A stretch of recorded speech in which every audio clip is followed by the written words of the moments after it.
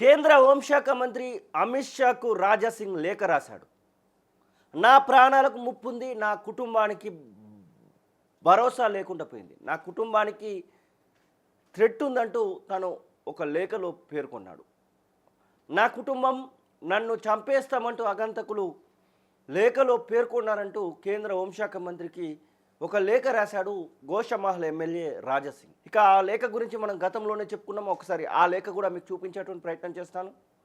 Goshamahal MLA చెప్తా ఉన్నాడు, నాకు నా కుటుంబానికి ప్రాణహాని ఉంది, నాకు ఖచ్చితంగా రక్షణ కల్పించండి, నాకు భద్రతను పెంచండి అంటూ తను సంచలన వ్యాఖ్యలు చేస్తున్నటువంటి సందర్భాన్ని మనం చూస్తూ ఉన్నాం. 27వ తారీఖున శ్రీరామనవమి శోభయాత్ర సమయంలో నిన్ను చంపేస్తామంటూ ఆగంతకులు లేఖ రాశారంటూ తను కొద్ది రోజుల కిందటనే చెప్పినటువంటి విషయం అందరికీ తెలిసిందే. ఇక ఆ ఆగంతకులు రాసినటువంటి లేఖను మీకు చూపించేటువంటి ప్రయత్నం అయితే చేస్తాను. పూర్తిగా రాజాసింగ్ సంబంధించినటువంటి విషయంలో హిందీలో ఇంగ్లీష్ భాషలో రాసినప్పటికీ కూడా హిందీలో రాజాసింగ్ యా తేరీ ఆఖరి రామ్ నవమి హై అంటూ వారు రాసినటువంటి లేఖను కూడా మీరు చూడొచ్చు. రాజాసింగ్కి ఇది చివరి రామ్నవమి అంటూ 27వ తారీఖు మార్చి రోజే నీ యొక్క చావు ఉంటుంది అంటూ రాసినటువంటి సందర్భాన్ని కూడా మనం చూడొచ్చు. దానిలో క్లియర్గా ఇక్కడ మరి రాసిన దానిలో క్లియర్గా అల్లాహు అక్బర్ అని చెప్పేసి లాస్ట్ లైన్లో రాయడం జరిగింది. ఇక్కడ ఉర్దూలో పూర్తిగా ఒక సంతకంతో సహా రాసినటువంటి సందర్భాన్ని అయితే మనం చూడొచ్చు. ఇక ఎక్కడ చంపుతారు ఏంటి అనేదాన్ని కూడా ఇక్కడ పూర్తిగా బేగం బజార్లో నీకు సంబంధించినటువంటి చావును చూస్తావంటూ వారు రాసినటువంటి లేఖను కూడా మనం చూడొచ్చు. మొత్తం మీద రాజాసింగ్ ఇదే విషయం పైన కేంద్ర హోంశాఖ మంత్రికి మరొక లేఖ రాశాడు. ఆ లేఖను మీకు తొలి వెలుగు ఎగ్క్లూజివ్గా చూపించేటువంటి ప్రయత్నం అయితే చేస్తూ ఉంది. The honourable home minister Shri Amit Shah ji, New Delhi, urgent action required, repeated death threats and failure of local administration, final appeal అంటూ ఒక లేఖను మనం చూస్తూ ఉన్నాం. దానిలో క్లియర్గా I'm Raja Singh, MLA from Goshamahal constituency, Telangana. I write to you not merely as a public representative but as a citizen. నేను ఒక సిటిజన్గా చెప్తున్నా, ఒక పబ్లిక్ రిప్రజెంటేటివ్గా చెప్తున్నాను. కానీ నాకు ఎట్టి పరిస్థితుల్లో కూడా థ్రెట్ ఉన్నప్పటికీ కూడా ఇక్కడ లోకల్ అడ్మినిస్ట్రేషన్ ఫెయిల్ అయింది. మీరు సెంట్రల్ నుంచి వెళ్ళి నాకు ఖచ్చితంగా ఒక భరోసా కల్పిస్తూ ఒక బాధ్యతగా మీరు మాకు భద్రతను కల్పించండి అంటూ తను ఒక లేఖ రాయడం జరిగింది. క్లియర్గా నాకు ఫోన్ కాల్స్ వస్తూ ఉన్నాయి, నాకు లెటర్స్ వస్తూ ఉన్నాయి, phone calls and letters delivery to my residence. These threats have now escalated to especially target not just to me but my family members. ఇట్లా తను రాస్తున్నటువంటి లేఖను కూడా మనం చూడొచ్చు.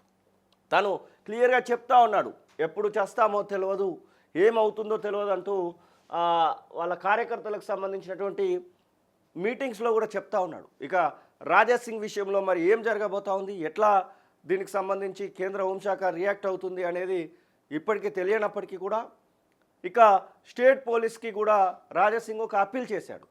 ఆ అప్పీల్ ఒకసారి చూసేటువంటి ప్రయత్నం చేద్దాం. మా కమిషనర్ గారికి ఒక విజ్ఞప్తి, 27 మార్చికి మా భవ్యమైన శ్రీరామనవమి శోభయాత్ర ఆకాష్పురి హనుమాన్ మందిర్ నుంచి మన హనుమాన్ వ్యాయామశాల వరకు చాలా వైభవంగా వెళ్తుంది. ఒక్క పోలీస్ అధికారి కూడా మాకు అవసరం లేదు.